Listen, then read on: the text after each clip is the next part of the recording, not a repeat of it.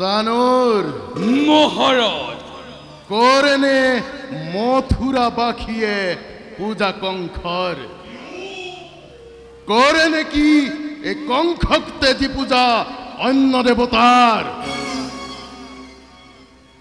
যদি হে করে পূজা অন্য দেবতার জানিবা এই কঙ্খর হাতে না পাব নিস্তার। মহারাজ নকরিব চিন্তা লপু করা নয় মথুরা বাখিয়ে অন্য দেবতার পূজা করিছে পূজা হতায় অন্য দাতার অন্য পূজা যদি করে আয়োজন এই সানরে আর মুখ থেকে তাকে করিবি নিধান। হয় মহারাজ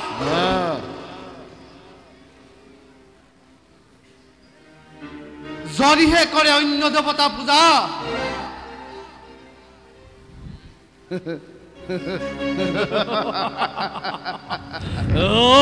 কর কর হেরো মথুরা বাখি পূজা কর মুখ পূজা কর এই কঙ্খর পূজা কর আয়োজন অন্য দেবতার নুহে প্রয়োজন।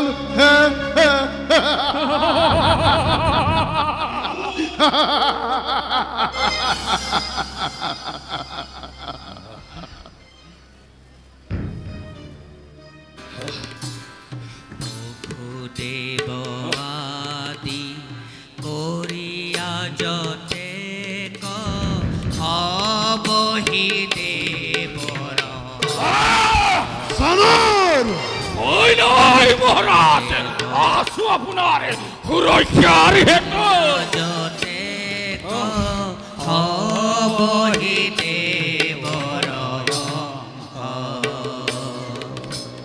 তৈ কাল নেমি আসিলি পূর্বত বদিল তো কামুড়া বস্তি ভয় নাই মহারাজ আসো আমি আপনার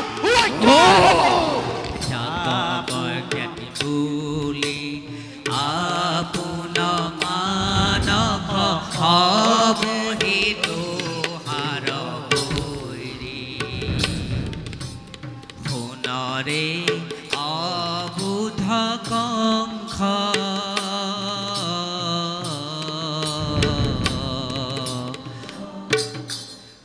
नारायण नारायण प्रभु नारायण।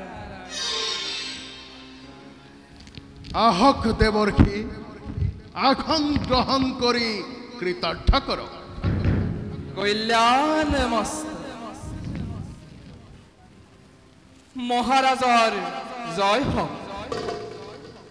কৌক দেবর্ষি কিবা হেতু আগমন আমার হমিপে।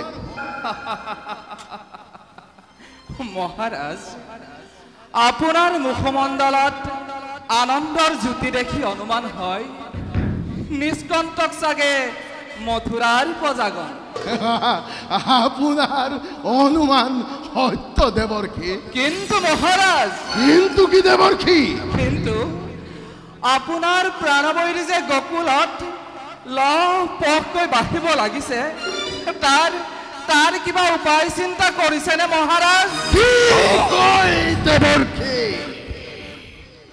প্রাণ বৈরী আছে মোর গকুল মধ্যাতে কোনেও কোনেও করা নাই মুখ্য ব্যক্ত কোন কোন হেতু প্রাণ বৈরী মোর? নারায়ণ নারায়ণ গকুলৰ ৰজা হিতু নন্দৰ ঘৰত কৃষ্ণ নামে আছে এটি অদ্ভুত বালক। দেবৰ্ষি আকাশী বাণীয়ে কোৱা কথা যদি মহাৰাজে ৰাখিছে মনত, তেন্তে উপায় চিন্তা কৰক ৰাজন কৃষ্ণবধৰ। দেবর্ষি ওঘ বক ধেনুকা পুতনা আদি যত মায়াবী গণকে করেছিল নিয়োগ মই কৃষ্ণবধর হেতু, কিন্তু কিন্তু সকলতি হল নিপাত। এইবার এইবার তাক ক্ৰোধান্বিত নহ'ব মহাৰাজ, উপায় চিন্তা কৰক নীৰৱে নিৰলে। দেবৰ্ষি মহাৰাজ, বসুদেৱ আৰু দৈৱকীয়ে দায়ী ইয়াৰ বাবে। দেবৰ্ষি লৈ গ'ল অষ্টম পুত্ৰক গকুলপুৰীত, দেৱৰ্ষি! আপোনাৰ হাতে সেই জখুৱাৰ কন্যাক। সক্ৰান্ত সক্ৰান্ত সানুৰ আদেশ কৰক মহাৰাজ। দয়া মায়া দিল বিসৰ্জন। বসুদেব দৈবকীৰ মৃত্যুযজ্ঞ কৰায়োজন। ভক্তি বলি দৈবকীক মই নকৰিম ক্ষমা। নহয় সত্যবাদী জানিবা বসুদেৱ, তাকো আজি দিম মই উচিত শিক্ষা। ধর্ম নীতিকে দোহাই কূটনীতির আশ্রয় লই এই কংখকে চক্রান্ত করে হতবার লই আনা তাক রাজসভার মাঝে অবধিতার উচিত বিচার। জুয়া সানুর খন্তেকু ন করা পলম। শিবাজ্য মহারাজ। নারায়ণ নারায়ণ, অধৈৰ্য নহ'ব মহাৰাজ, অধৈৰ্য নহ'ব। দেবৰ্ষি ধৈৰ্য হেৰুৱালে কিন্তু মনোবাঞ্ছা নহ'ব পূৰণ। দেবৰ্ষি বসুদেৱ দৈৱকীৰ মৃত্যুৰ বাতৰি পালে আহিব জানো ৰামকৃষ্ণ মথুৰা নগৰে? দেবৰ্ষি আৰু আৰু দিব জানো দেখা আপোনাৰ? সেয়েহে মহাৰাজ, ধনু যজ্ঞ কৰি আয়োজন, প্ৰথমে ৰামকৃষ্ণক কৰক নিমন্ত্ৰণ। যেতিয়াই প্ৰৱেশ কৰিব দুয়ো মথুৰা নগৰে, বধ কৰিব পাৰিব দুয়োকে। আৰু আৰু তাৰ পাছত মহাৰাজে বসুদেৱ আৰু দৈৱকীক ইচ্ছা অনুযায়ী যি কৰে কৰিব পাৰিব।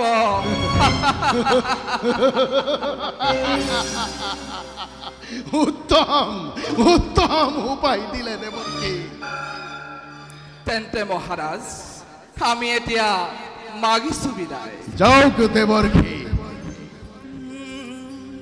এ মায়াত বন্দী হলে এ কালিন্দে ভোমোৰা, এ জুইত বন্দী হলে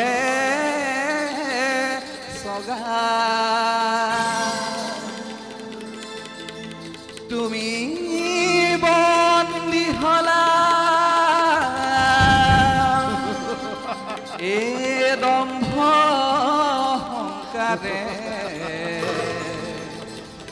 ইনো বুজি শৰীৰ মায়া,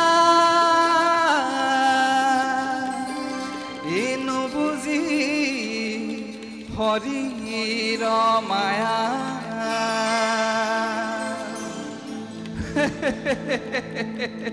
নাৰায়ণ নাৰায়ণ, খাতিছো মাধৱ প্ৰাণৰ বান্ধৱ, খাতিছো মাধৱ প্ৰাণৰ বান্ধৱ, ভকতি ৰমিয়া দিয়া। এই সুখতো দুখতো লতো মাৰ নাম, সুখতো দুখতো লতো মাৰ নাম, কৰিবা অধমক দয়া।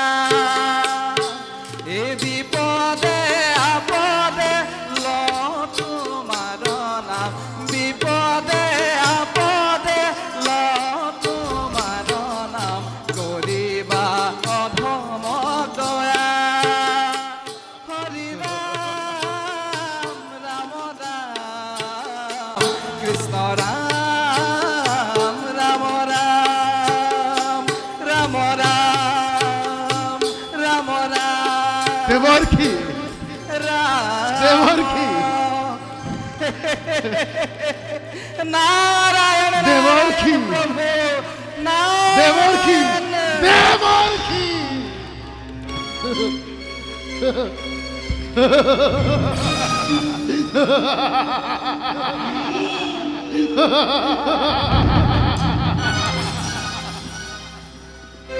কি গল নারদে মুখে উত্তম উপায়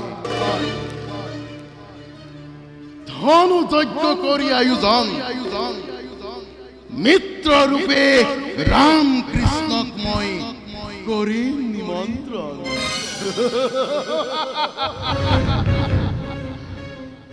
আহি পাব যেতিয়া এই মথুরা নগরে হাঁহি হাঁহি মই কৰিম নিধন তেজৰ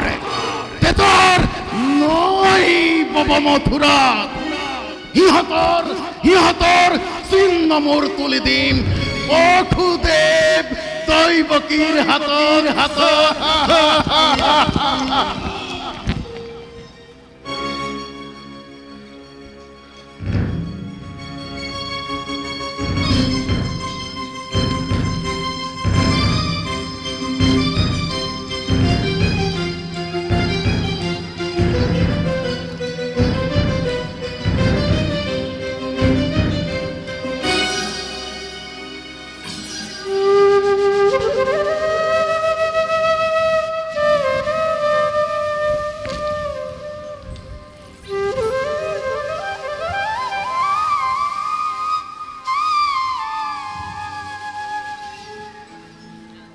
নমস্কাৰ গ্ৰহণ কৰিবা ৰাজন কিয় বা মতালে আমাক প্ৰিয় মিত্ৰ বসুদেৱ ৰাজন জানো মই সত্যাশ্ৰয়ী তুমি জানো তুমি অতিকেই মহান কিন্তু কোৱা বসুদেৱ মোৰ হাতত তুলি দিয়া কন্যা সন্তান হয় নে নহয় তব অষ্টম সন্তান দাদা সন্দেহেৰে কিয় তুমি দুখিছা আমাক কৰিছো স্বীকাৰ বাৰে বাৰে কিয় বাৰু নকৰা বিশ্বাস বসুদেৱ ৰাজন সত্যক সাক্ষী কৰি দাঙি ধৰা বক্তব্য তোমাৰ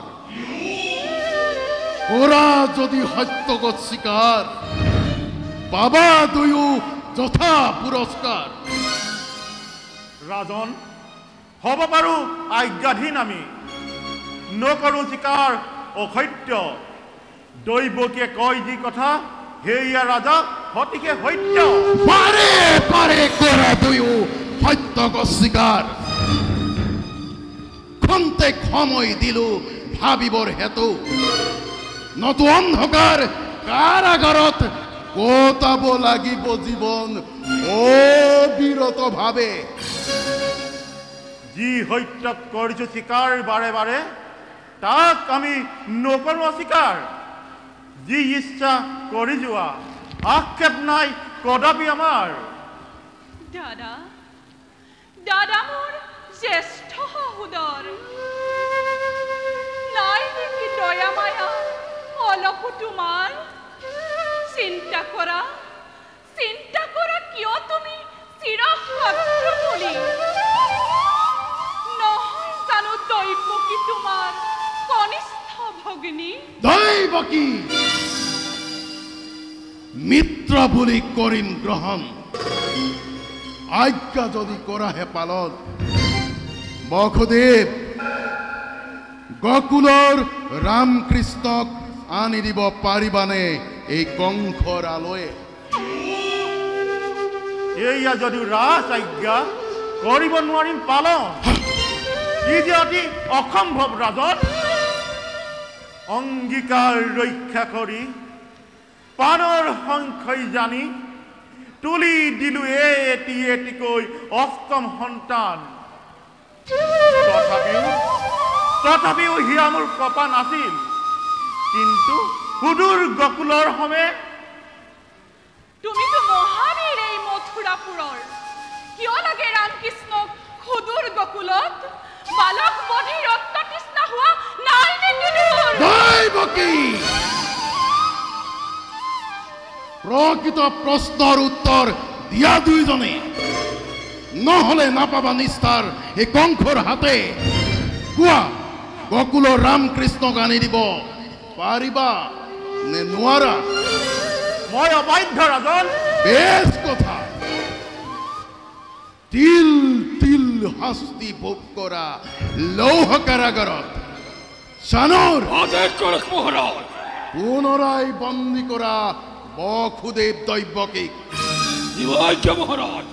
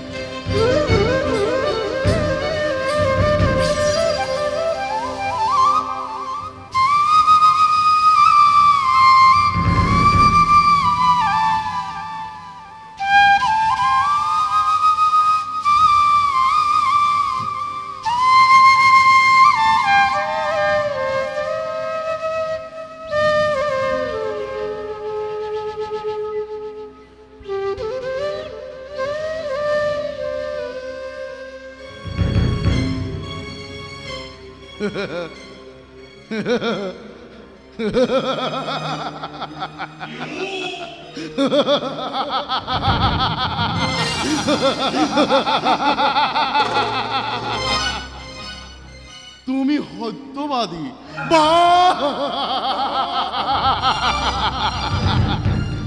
সত্যবাদিতাৰ উন্মুক্ত প্ৰকাশতালা দিয়ে কংসৰালয়ে আকাশী বাণীয়ে কৰা সেই নিৰ্ঘাত সত্য মিছা হ'ব পাৰে নেকি নাৰদৰ বক্তব্য যশোদাৰ কন্যা হেতু নাৰদেই প্ৰকাশিলা তথাপিতো তুমি তাক স্বীকাৰ নকৰিলা ৰাজজ্ঞা কৰি লংঘন পাবা শাস্তি দুয়ো অতিকেই ভীষণ মুস্তিক আদেশ কৰক মহাৰাজ দূত পঠাই দানৱ ৰাজ অক্ৰূৰক ৰাজসভালৈ মাতি অনা জীৱাজ্ঞ মহাৰাজ দূত আদেশ কৰক সেনাপতি তই অতি শীঘ্ৰেই দানৱপতি অক্ৰূৰক ৰাজসভালৈ মাতি আন জীৱাজ্ঞা সেনাপতি মহাৰাজ বসুদেৱ দৈবকীকে লৌহ পিঞ্জৰতে মই বন্দী কৰি থৈ আহিছো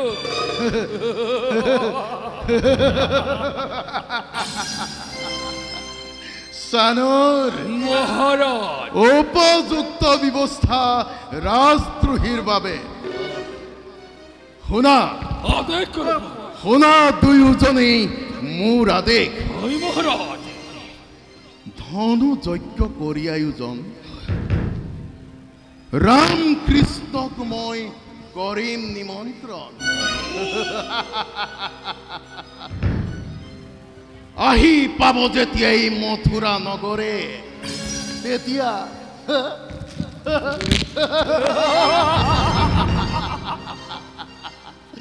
কুবলয়ৰ দ্বাৰা মই কৰাম নিধন নহওঁ সফল যদি পৰিকল্পনাত পঠাব লাগিব মজুতাৰুসকলক আৰু তাতো যদি নহওঁ সফল তুমি সানুৰ আৰু তুমি মুস্তিক তোমালোকে দুয়োজন সাধু থাকি মুখ্য দৰত বধিব লাগিব সেই ৰাম কৃষ্ণ অতিকৈ উত্তম উপায় হ'ব মহাৰাজ কিন্তু মহাৰাজ বনে বনে ঘূৰি ফুৰা সেই বালক ৰামকৃষ্ণক বধিবলৈ অত কিয় আয়োজন নুবুজিলো ৰাজন শত্ৰু কেতিয়াও দুৰ্বল বুলি নকৰিবা জ্ঞান জানিব শত্ৰু মানে অতিশয় মহান শত্ৰুকে দুৰ্বল বুলি ভবা হ'ব মূৰ্খৰ পৰিচয় এই কথা জানিব নিশ্চয় শুনি সুখী হলো তোমালোকৰ বচন মহাৰাজ হৌৱা দানৱপতি অসুৰ ৰাজসভালৈ আহিব ধৰিছে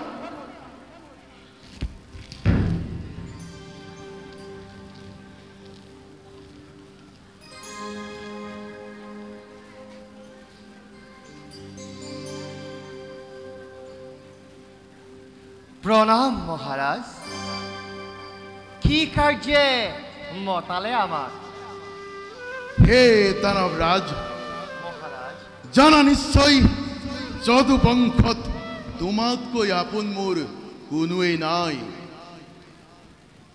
ধনু যজ্ঞ কৰি আয়োজন শত্ৰু নিধনৰ এক কৰিছো আখৰা আনিব লাগিব মাতি ৰাম কৃষ্ণক প্ৰাণ বৈৰী বধি মই হওঁ নিষ্কন্ত হে দানৱৰাজ ৰাজন পাৰিবানে কৰিব দায়িত্ব পালন অৱশ্য কৰিম পালন মহাৰাজ জানো মই ভালদৰে ৰুধিব লাগে কেনে আপোন মৰণ কিন্তু ৰাজন ভাগ্যৰ লিখন সি যে নহয় খণ্ডন আজ্ঞা পালি যাম মই গকুলক লাগি উভতিম পুনৰাই মই ৰামকৃষ্ণক আনি যাওক যাওক দানৱৰাজ কালিলৈ প্ৰভাততেই যাত্ৰা কৰক আয়োজন ভাল মহাৰাজ আমি তেন্তে বিদায়হে মাগিলো যাওক দানৱৰাজ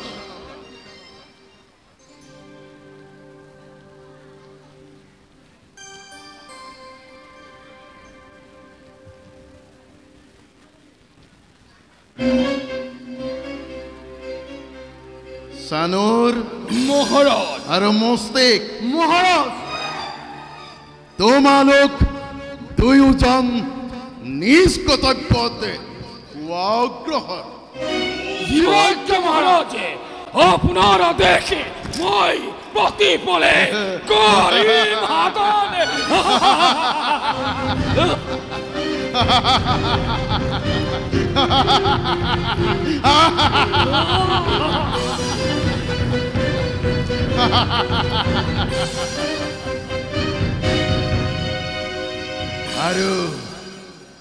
আৰু ময়ো যাওঁ নিজ কৰ্তব্যৰে হেতু